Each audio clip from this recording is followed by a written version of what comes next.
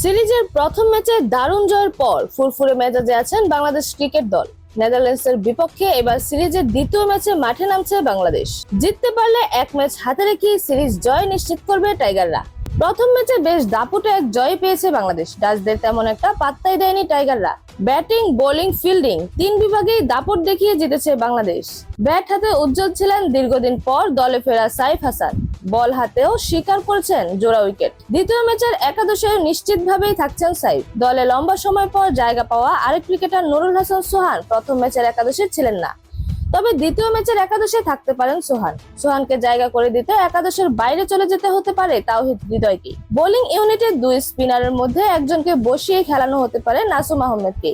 তিন পেসারের মধ্যে একজনকে বিশ্রাম দিয়ে একাদশে ফেরানো হতে পারে তানজিম হাসান সাকিবকে।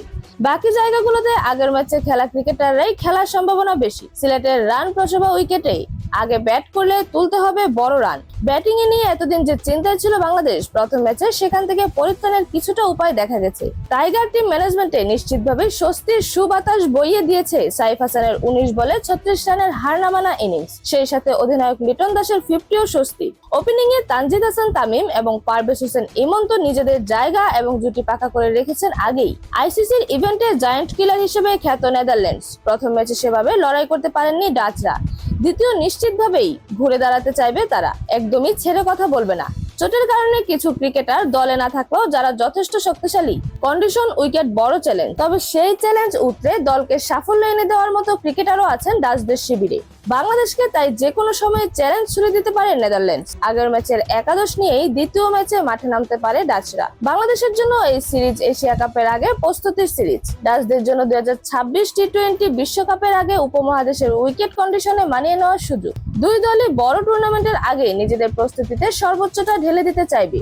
দুই দল সেরাটা খেলতে পারলেই লড়াই হবে জমজমাট।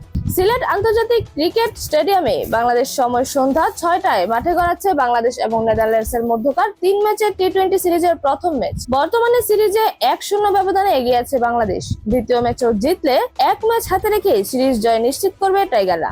অন্যদিকে সিরিজে টিকে থাকতে হলে জয়ের বিকল্প নেই ডাচদের। এরকম আরো নতুন নতুন খেলার আপডেট পেতে অবশ্যই চ্যানেলটি সাবস্ক্রাইব করে রাখুন। ধন্যবাদ। Flavours news.